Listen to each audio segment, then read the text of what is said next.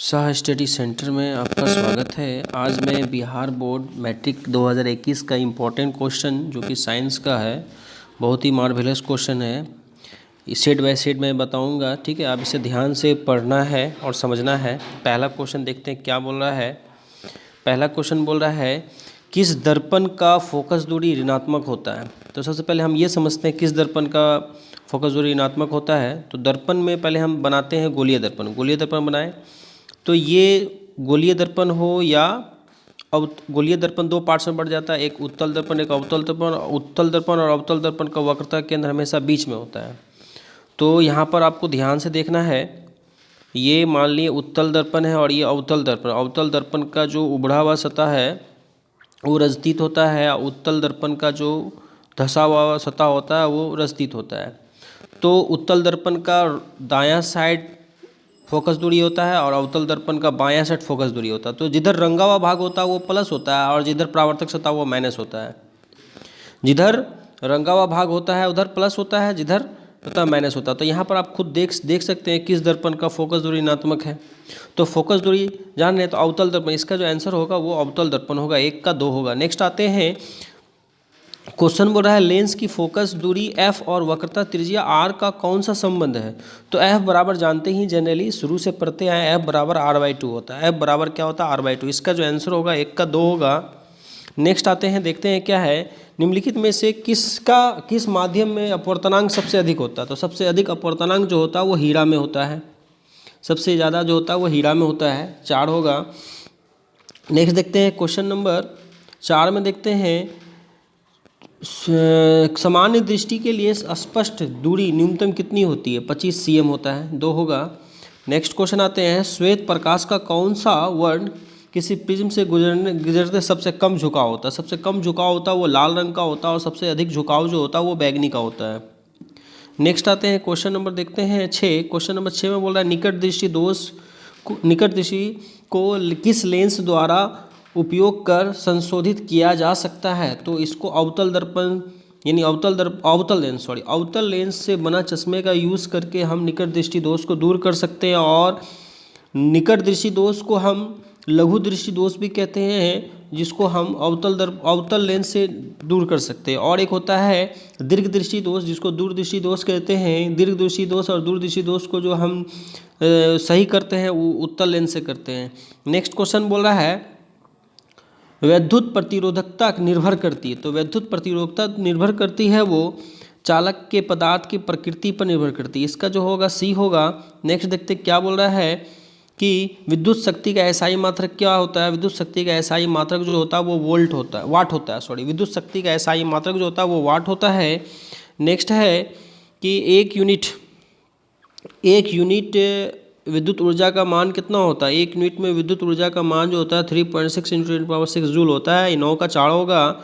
Next है, देखते हैं क्या बोल रहा है 10 नंबर में, निम्नलिखित में से कौन सा कथन सत्य नहीं है। तो देखते हैं कौन सा कथन सत्य नहीं है। विद्युत जनरेटर विद्युत चुंबकीय प्रेरणा पर कार्य करती है, सत्य है। विद्युत मोटर विद्युत ऊर्जा का यांत्रिक ऊर्जा पर काम करती है, सत्य है। उसके बाद बोल रहा है क्या, चुंबकीय बल का रेखीय परस्पर नहीं काटती है। तो ये देखते हैं उसका हरे विद्युत रोधक व तार, इसका जो आंसर होगा 10 का 4 होगा। ठीक है, लास्ट वाला हरे विद्युत रोधक वाला तार प्रायः विद्युतमय तार होता है। ठीक है, नेक्स्ट आते हैं क्वेश्चन नंबर देखते हैं 9 नंबर। क्वेश्चन नंबर 9 में बोल रहा है 1 यूनिट विद्युत ऊर्जा में कितना मान होता है। तो 1 यूनिट ऊर्जा में जो मान होता है 3.6 × 10⁻⁶ जूल होता है, 9 का 4 होगा। नेक्स्ट देखते हैं क्वेश्चन नंबर 10। क्वेश्चन नंबर 10 में बोल रहा है निम्नलिखित में से कौन सा कथन सत्य नहीं है। तो कौन सा कथन सत्य नहीं है, तो ये जस्ट अभी मैं बताया, 10 का 4 होगा। 11 नंबर में बोल रहा है फ्लेमिंग के वाम हस्त का मतलब होता है बाएं हाथ का नियम। फ्लेमिंग के बाएं हाथ नियम में बायां हाथ का मध्यमा क्या इंडिकेट करता है। तो बाएं हाथ का मध्यमा जो इंडिकेट करता है धारा के विद्युत धारा के दिशा को इंडिकेट करता है। इसका जो होगा 11 का सी होगा। ध्यान से, बहुत इंपॉर्टेंट क्वेश्चन है, इसका लॉन्ग भी VVI है। फ्लेमिंग के दाएं हस्त नियम और फ्लेमिंग के बाएं हस्त नियम बहुत इंपॉर्टेंट क्वेश्चन है। क्वेश्चन नंबर 12 में देखते क्या है। क्वेश्चन नंबर 12 में बोल रहा है कि चुंबक के भीतर चुंबकीय क्षेत्र रेखे की दिशा चुंबक के भीतर चुंबकीय क्षेत्र रेखा की दिशा क्या होती है? तो चुंबकीय रेखा की दिशा जो होती है वो दक्षिण से उत्तर की ओर होती है। दक्षिण से किसकी ओर होती है? उत्तर की ओर होती है। नेक्स्ट आते हैं, नाभिकीय ऊर्जा का स्रोत क्या है? नाभिकीय ऊर्जा का स्रोत जो है वो यूरेनियम है। नेक्स्ट देखते हैं, काली चूना। काली चूना यानी कि जो साधारणतः चूना बोलते हैं, CaO होता है इसका सूत्र। नेक्स्ट क्वेश्चन नंबर 15 देखते हैं। 15 में क्या बोल रहा है? जल में विद्युत अपघटन के कैथोड पर कौन सी गैस मुक्त होती है? तो हाइड्रोजन गैस मुक्त होती है। ठीक है। नेक्स्ट है क्वेश्चन है, बेकिंग सोडा का रासायनिक सूत्र क्या होगा? बेकिंग सोडा जिसको बोलते हैं सोडियम बाइकार्बोनेट, इसका होता है NaHCO3, इसका 16 का 1 होगा। 17 नंबर में बोल रहा है, कौन सा पदार्थ नीले लाल पात्र को लाल कर देता है? तो नीले को लाल करता है यानी 7 से कम pH मान। 7 से कम pH मान को अम्ल बोलते हैं। और इसी का एक अपोजिट क्वेश्चन है कि कौन सा लाल लिटमस को नीला कर देता है? तो लाल लिटमस को नीला जो कर देता है वो क्षार करता है यानी 7 से अधिक। तो इस अभी तत्काल 17 का आंसर 1 होगा, अम्ल होगा। ठीक है। 18 नंबर में बोल रहा है, मिल्क ऑफ मैग्नीशियम का pH वैल्यू क्या होता है? मिल्क ऑफ मैग्नीशियम का pH वैल्यू जो होता है 10.5 होता है। नेक्स्ट 19 नंबर क्वेश्चन है, निम्नलिखित में से कौन सा अधातु चमकीला होता है? सबसे चमकीला अधातु जो होता है वो आयोडीन होता है। नेक्स्ट, निम्नलिखित में से कौन सा धातु अत्यंत अभिक्रियाशील होता है? सबसे अभिक्रियाशील तो ऐसे पोटेशियम होता है, लेकिन यहाँ पर पोटेशियम है ही नहीं। पोटेशियम के बाद जो सबसे पोटेशियम से कम जो होता है वो सोडियम होता है। तो सोडियम इस सभी धातु में सबसे ज़्यादा, इसमें जो 20 नंबर में क्वेश्चन में जो सबसे ज़्यादा अभी जो ऑप्शन के अकॉर्डिंग यहाँ पर आंसर जो होगा वो सोडियम होगा, Na। अब हम आते हैं 21 नंबर। 21 नंबर बोल रहा है कि ऑक्सीजन परमाणु के बाह्य कक्षा में इलेक्ट्रॉनों की संख्या कितनी होती है? तो इसका आंसर होगा 6 होगा। नेक्स्ट बोल रहा है, ब्यूटेनॉन एक कार्बनिक यौगिक का प्रक्रिया समूह है। तो ब्यूटेनॉन जो है ये है अल्कोहल, नॉन है नहीं, ब्यूटेनॉल होगा तो वो अल्कोहल होगा। तो ब्यूटेनॉन है, तो ब्यूटेनॉन जो होगा वो एल्डिहाइड होगा यानी कि 22 का जो होगा वो B होगा। नेक्स्ट 23 नंबर क्वेश्चन में आते हैं। 23 में क्या बोला? निम्नलिखित में से कौन सा दो परमाणुओं के बीच यानी नाइट्रोजन के दो परमाणुओं के बीच कितने बंधन होते हैं? नाइट्रोजन के दो परमाणुओं के बीच जो हमेशा ट्रिपल बॉन्ड होते हैं।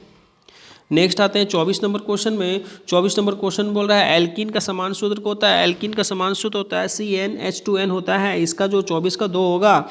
और एल्काइन का सूत्र होता है CnH2n-2 होता है। और एल्केन का सूत्र जो होता है CnH2n+2 होता है। ठीक है। नेक्स्ट क्वेश्चन आते हैं क्वेश्चन नंबर 25 में। 25 में बोल रहा है, आधुनिक आवर्त सारणी में कितने आवर्त होते हैं? तो आधुनिक आवर्त सारणी में 7 आवर्त होते हैं। और मेंडलीफ की भी आवर्त सारणी में आवर्तों की संख्या 7 ही होती है। तो आप समझते हैं कि आवर्त किसको बोलता है? क्षैतिज कतार को आवर्त बोलते हैं और ऊर्ध्वाधर कतार को क्या कहते हैं? वर्ग कहते हैं। ऊर्ध्वाधर कतार को वर्ग कहते हैं।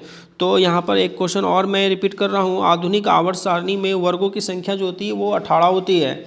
आधुनिक आवर्त सारणी में वर्गों की संख्या जो होती है वो 18 होती है। नेक्स्ट क्वेश्चन देखते हैं क्या है।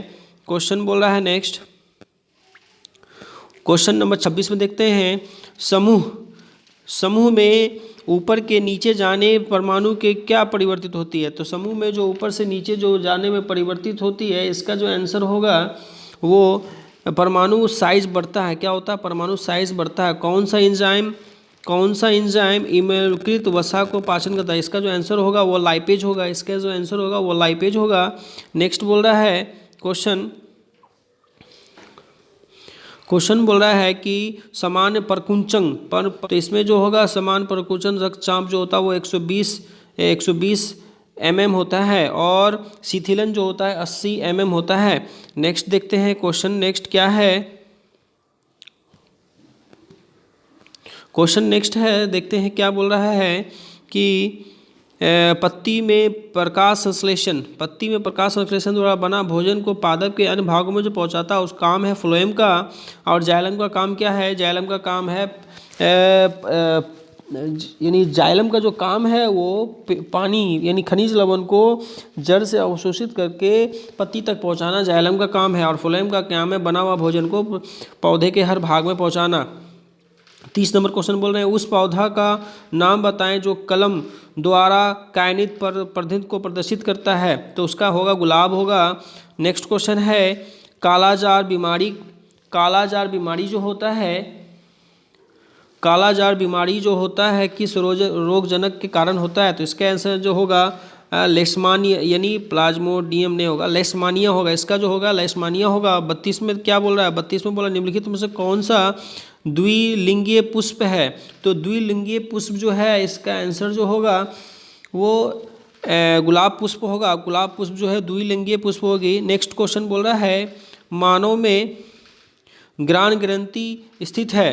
तो मानव में ग्राण ग्रंथि जो स्थित है इसका जो होगा आंसर नाक होगा।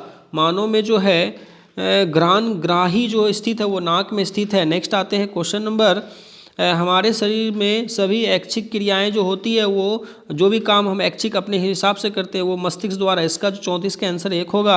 35 में बोल रहा है जंतु में वृद्धि हार्मोन स्रावित होती है पिट्यूटरी ग्रंथि से। 35 का 1 होगा। 36 बोल रहा है अनुवांशिकी का सिद्धांत का प्रतिपादक कौन है? तो अनुवांशिकी के जानते हैं सब मिल कि अनुवांशिकी के प्रतिपादक तो वो मेंडल है।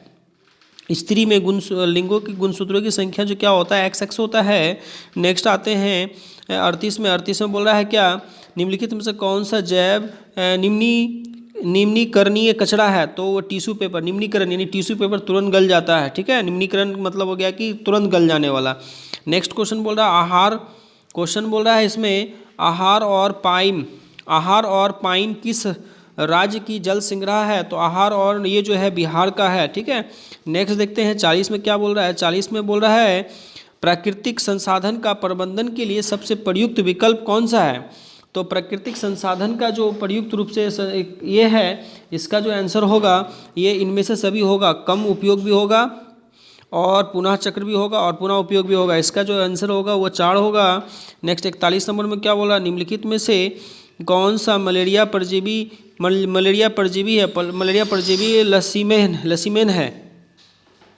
41 का जो 1 होगा प्लाज्मोडियम होगा। एक बी नहीं होगा। नेक्स्ट 42 में देखते हैं। 42 में क्या बोला निम्नलिखित में से कौन सा उत्तम ऊर्जा का स्रोत है? तो उत्तम ऊर्जा का जो स्रोत है इसका जो आंसर होगा वो बायोगैस होगा। बायोगैस जो है उत्तम ऊर्जा का स्रोत है।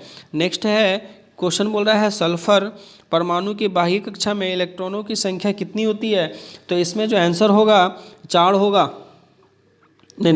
इसका जो आंसर होगा वो 6 होगा, ठीक है, 6 होगा। नेक्स्ट मानव हृदय में वैसों की संख्या कितनी होती है? मानव हृदय में वैसों की संख्या 4 होती है।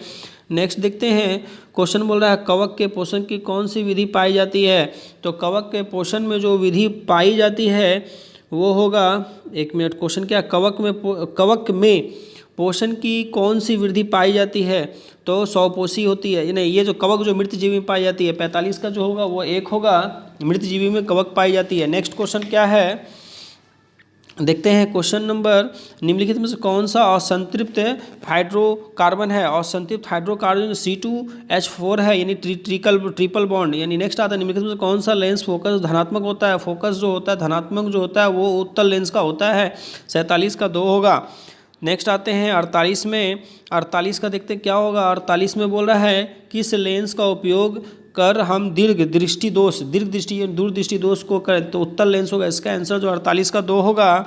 नेक्स्ट देखते हैं 49 में। 49 में बोल रहा है अमीबा का अपना भोजन जो होगा वो कूट पाट होता है। 49 का 3 होगा, ठीक है। अब हम आते हैं 50 में। 50 में बोल रहा है कौन सा एंजाइम वसा पर क्रिया करता है? तो इसका जो आंसर होगा वसा पर क्रिया जो करता है वो लाइपेज करता है।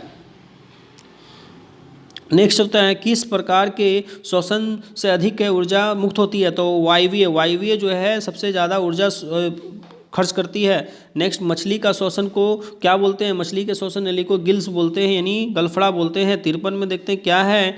53 में बोल रहा है क्या आधुनिक आवर्त सारणी के नियमों के अनुसार तत्व गुणधर्म निम्नलिखित में से किसके आवर्त फलन है? तो इसका जो आंसर होगा वो परमाणु संख्या के आधार पर है। नेक्स्ट आधुनिक आवर्त सारणी के 36 कतार को क्या निम्नलिखित में क्या कहते हैं? 36 कतार को जस्ट मैं बताया 36 कतार को आवर्त कहते हैं। 36 कतार को क्या कहते हैं? आवर्त कहते हैं। 54 का 1 होगा। लेकिन ऊर्ध्व जो होता है उसको हम वर्ग कहते हैं। और आवर्त सारणी में वर्गों की संख्या 18 है और आवर्तों की संख्या 7 होती है। 55 देखते हैं। 55 में क्या बोल रहा है कि लौह में लोहे में फ्राइंग पैन में जंग से बचाने के लिए निम्नलिखित में से कौन सी विधि का प्रयोग किया जाता है? तो इसका जो होगा आंसर ग्रीस लगा करके भी, पेंट लगा करके भी, या जिंक की परत चढ़ा करके। तो इसका आंसर होगा इनमें से सभी होगा। 56 में देखते क्या बोला। 56 में बोला निम्नलिखित में से कौन सा धातु चाकू से काटा जाता है? तो चाकू से जो काटा जाएगा वो सोडियम काटा जाएगा। सोडियम लिथियम भी चाकू से काटा जाता है। नेक्स्ट 57 में देख रहे हैं क्या बोल रहा है, निम्नलिखित में से कौन सी गैस चूने के पानी को दुधिया कर देता है? तो चूने के पानी को दुधिया जो कर देता है वो होगा CO2 कार्बन डाइऑक्साइड। 57 का 3 होगा। 58 में बोल रहा है टटरी अम्ल किसमें पाया जाता है? इमली में टटरिक अम्ल पाया जाता है। 58 का 4 होगा। 59 में बोल रहा है कि जिप्सम का रासायनिक सूत्र क्या होता है? जिप्सम का रासायनिक सूत्र जो होता है वो होगा CaSO4 2H2 होगा, यानी 59 का 2 होगा। अब हम 60 नंबर में आते हैं। 60 में जिंक और सल्फ्यूरिक अम्ल के बीच अभिक्रिया से निम्नलिखित में से कौन सी गैस बनती है? तो जिंक और सल्फ्यूरिक अभिक्रिया करके जो बनता है वो H2 बनता है, हाइड्रोजन बनता है। नेक्स्ट आते हैं 61 में विद्युत प्रतिरोधकता का एसआई मात्रक क्या होता है? विद्युत प्रतिरोधकता का एसआई मात्रक ओम मीटर होता है, यानी कि इसका आंसर डी होगा, ओम मीटर होता है। नेक्स्ट 62 में आते हैं। 62 में क्या बोल रहा है, निम्नलिखित में से कौन सी विद्युत धारा का सबसे अच्छा चालक है? विद्युत धारा का सबसे अच्छा चालक जो वो चांदी है। विद्युत धारा का सबसे अच्छा चालक जो वो कौन है? चांदी है। नेक्स्ट आते हैं 63 में विद्युत धारा के चुंबकीय प्रभाव का खोज किसने की? विद्युत धारा के चुंबकीय प्रभाव की जो खोज की वो ऑस्टेड ने की। ठीक है। नेक्स्ट आते हैं 64 में आते हैं। विद्युत हीटर परिवर्तित होती है। तो विद्युत हीटर जो परिवर्तित होती है वो विद्युत ऊर्जा से यांत्रिक ऊर्जा में, विद्युत ऊर्जा से यांत्रिक, यानी करंट जब देंगे विद्युत हीटर में तब वो हीट देता है, यांत्रिक देता है। इसका जो होगा 64 का 4 होगा। 65 में आते हैं। निम्नलिखित में से कौन सा सबसे कम अभिक्रियाशील है? तो सबसे कम अभिक्रियाशील जो होगा वो इसमें इस जगह पे सबसे कम अभिक्रियाशील तो सोना होता है, लेकिन यह सोना ऑप्शन तो है ही नहीं। सोना के बाद आता है लोहा। तो 65 का 3 होगा। नेक्स्ट है कार्बन के परमाणु संख्या कितनी है? कार्बन के परमाणु संख्या 6 होता है। 66 का 1 होगा। 67 में क्या बोल रहा है? असंतृप्त हाइड्रोकार्बन जिसमें कार्बन कार्बन परमाणु के बीच त्रिबंधन होते हैं वो कहलाते हैं, तो वो एल्काइन कहलाते हैं। 67 का 3 होगा। अभी जस्ट मैंने इससे पहले बताया था असंतृप्त का मतलब उसमें ट्रिपल बॉन्ड हो गए, ट्रिपल बॉन्ड को असंतृप्त कहते हैं। तो यहाँ पर एल्काइन होगा। 67 का जो आंसर होगा वो बी होगा। नेक्स्ट आते हैं एथेनॉल के क्रियाशील मूलक है। तो एथेनॉल के क्रियाशील मूलक जो होगा वो इथेनॉल यानी इसका जो होगा वो OH होगा, यानी अल्कोहल होगा। नेक्स्ट है 69 में क्या बोल रहा है देख लेते हैं। 69 में बोल रहा है कि स्टोमाटा के खुलने और बंद होने की क्रिया को कौन नियंत्रित करता है? तो इसे जो नियंत्रित करती है द्वार कोशिका इसे नियंत्रित करती है। कौन नियंत्रित करती है? द्वार कोशिका नियंत्रित करती है। 70 नंबर में आते हैं। 70 नंबर का क्वेश्चन बोल रहा है निम्नलिखित में 70 नंबर का क्वेश्चन बोल रहा है निम्नलिखित 70 में बोला निम्नलिखित में से कौन सा वृक्क की रचनात्मक इकाई है? तो वो नेफ्रॉन होता है। नेफ्रॉन मतलब किडनी का एक भाग है, जाली को बोलते हैं। मानव का प्रमुख उत्सर्जी अंग कौन है? मानव का प्रमुख उत्सर्जी अंग जो है वो वृक्क है। 71 का 1 होगा। 72 में क्या बोल रहा है? 72 में बोल रहा है एंड्रोजन क्या है? एंड्रोजन जो है एक तरह का नर लिंग है। एंड्रोजन जो है क्या एक नर लिंग हार्मोन है। नेक्स्ट है जब किसी अभिक्रिया के समय किसी पदार्थ के जब किसी अभिक्रिया कैसी होती है तो निम्नलिखित में से क्या कहलाता है? ऑक्सीजन की जब वृद्धि होती है तो उसको कहते हैं हम अपचयन की विधि से खाना पचता है। नेक्स्ट आते हैं अम्ल का pH वैल्यू 7 से कम होता है। 74 का 1 होगा। 75 में क्वेश्चन बोल रहा है क्या कि 75 में बोल रहा है क्या कि धोने का सोडा का आणविक सूत्र क्या होता है? तो धोने का आणविक सोडा का सूत्र होता है CaCO3 होता है। नेक्स्ट आता है मधुमक्खी का डंक एक अम्ल छोड़ता है जिसके कारण दर्द, जलन और अनुभव होता है। तो मधुमक्खी का जो ये छोड़ता है इसमें कौन सा अम्ल होता है? तो इसमें जो होता है इथेनॉइल अम्ल होता है। कौन सा अम्ल होता है? इथेनॉइल अम्ल, यानी 76 का 2 होगा। नहीं 76 का 2 नहीं 76 का 1 हाँ, 76 का एक होगा मिथेनोइक अम्ल, इथे मिथेनोइक अम्ल होगा। फिर से अगेन रिपीट कर रहा हूँ, मधुमक्खी का डंक एक अम्ल छोड़ता है, वो अम्ल का नाम है मिथेनोइक अम्ल, जो कि बहुत ज़्यादा जहरीला होता है, लहर मारता है। नेक्स्ट है आयोडीन की कमी से घेंघा रोग होता है, आयोडीन की कमी से घेंघा रोग होता है। 77 में बोल रहा है निम्नलिखित में से कौन सा पिट्यूटरी ग्रंथि के निकलने का हार्मोन है। पिट्यूटरी ग्रंथि से जो निकलता है वो पिट्यूटरी ग्रंथि से जो हार्मोन निकलता है उसको बोलते हैं हम पिट्यूटरी ग्रंथि से जो हार्मोन निकलता है उस हार्मोन का नाम है वृद्धि हार्मोन। कौन सा हार्मोन? वृद्धि हार्मोन। उसका है अमीबा में अलैंगिक जनन के किस विधि द्वारा होता है? वो विखंडन विधि। इसका जो होगा 79 का 2 होगा। 80 में बोल रहा है फूल का कौन सा भाग फल में बदलता है? फूल का जो है वो पुंकेसर जो